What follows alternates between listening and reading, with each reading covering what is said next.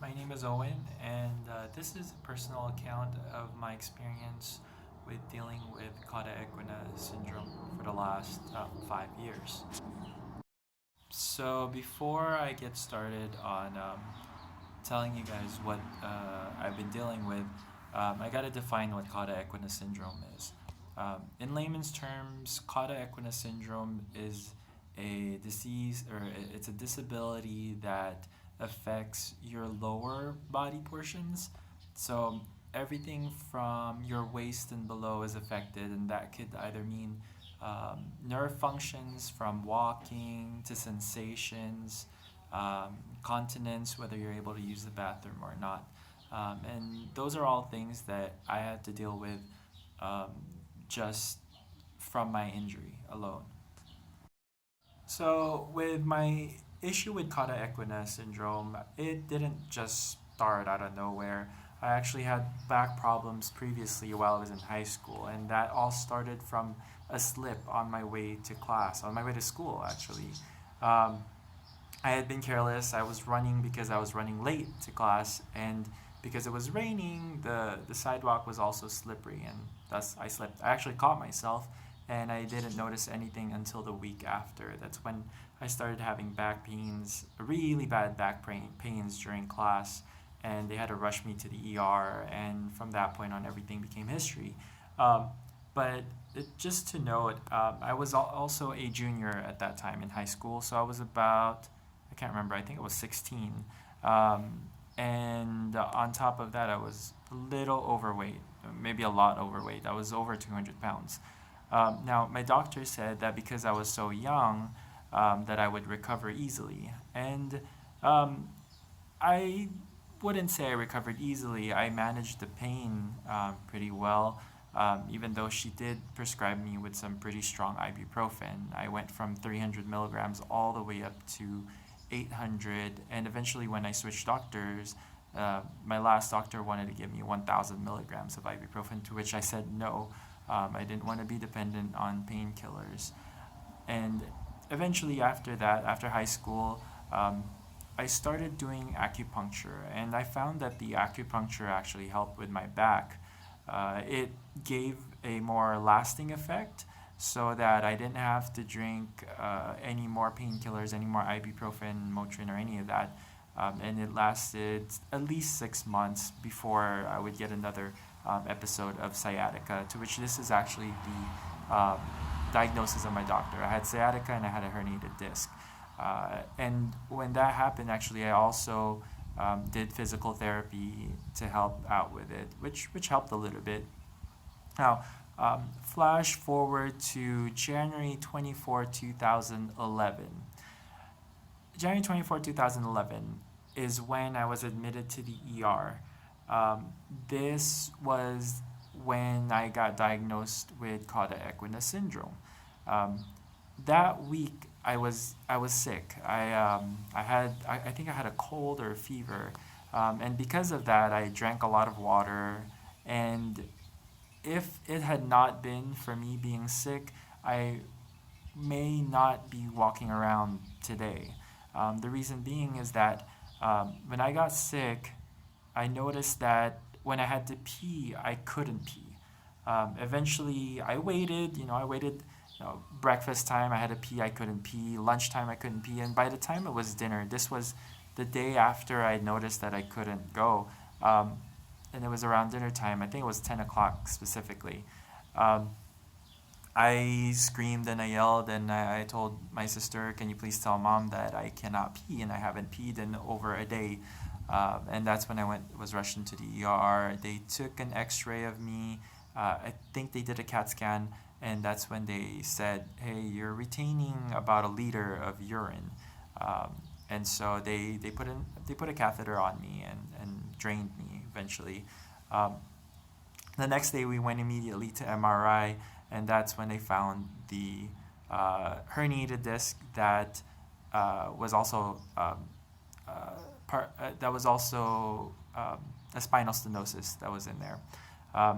The neurosurgeon or the doctors wanted to operate immediately, And because I was in so much pain, I had to take a lot of pain medication and drugs, and I think there was morphine involved.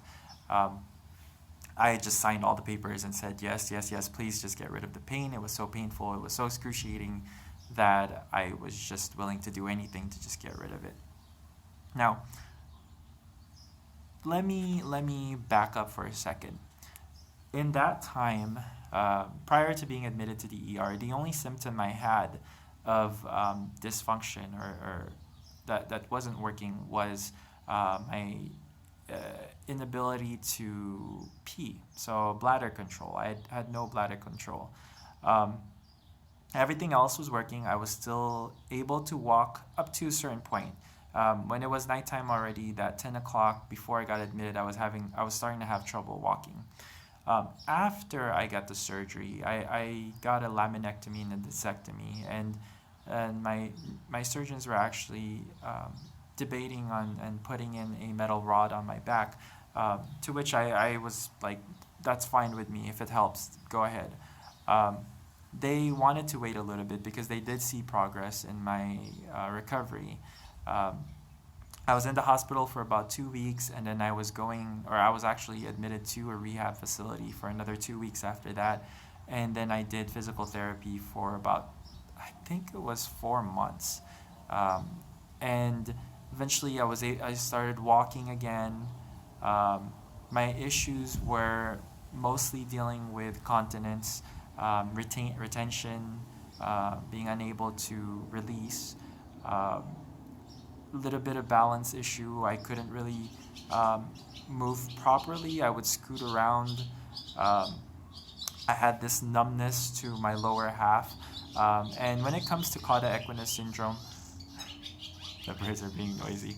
Um, when it comes to Cauda Equina Syndrome, uh, the parts that are affected are what would be touching a saddle. So if you were to sit on the saddle, all those areas would be numb, or in my case, they were. Um, and so um, it took a while before things started getting better. On a side note, my neurosurgeon told me that I should see most recovery come in within the first 7 months after the surgery, and then after that, an additional 7 months for any more minor recovery. Uh, Weird as it is, my body didn't react that way. What it did was after a year, that's when I saw a lot of changes. That's when I started feeling bits and pieces of my body parts that I couldn't feel before. That's when I started being able to use the bathroom a little bit better because I didn't want to do self catheterization due to the fact that I kept getting UTIs, urinary tract infections, and I just didn't want to deal with it, so I pushed my body to just go. Um, the good thing is that even though my body is taking a while, it's almost 5 years now, and um, it's still in the process of recovery. And even though that's the case, I am truthfully very happily grateful and blessed that I am walking and that I'm able to move around and was able to teach Zumba and do all the things that I could because I've been told and I've been warned that a lot of people who end up with Cauda equina syndrome um, don't recover to that point. A lot of them remain in wheelchairs for years, and sometimes they just don't ever get off the wheelchair. And oftentimes I hear that people never regain control of their continence. Um, and even though, yes, it takes me a while to use the bathroom, it takes me 15 to 20 minutes just to pee and maybe half an hour to use the toilet, um, I would take that over just not being able to do it at all and just relying on a diaper. Hey everyone, I had to cut the video short because if you're familiar with Cauda equina syndrome or with sciatica or any of those lower back pain issues, you'll know that it's difficult to sit or stand or lay down for extended amounts of time. And if you noticed in the video, I stood up, I was fidgeting around. It was because I was in pain. And that's not because of the previous surgery that I had. That's because I had another episode of herniated disc. I was doing really well, and for 5 years I had no back problems, no pain whatsoever. But I was being careless. I made a mistake, and I overexerted my body. I taught 2 Zumba classes in one day when I hadn't taught Zumba in over 3 months. So I went from being very active or consistently active to almost completely sedentary. And then all of a sudden, I put my body, to the test by teaching 2 classes. Anyhow, the back pain was excruciating. I actually ended up in the ER again, unable to move, and because of the pain and having to take more medication, pain medication, morphine and fentanyl at this time. But they did discharge me, and just from remembering my history with back problems or my back pain, I knew instantly that what would help me would be acupuncture.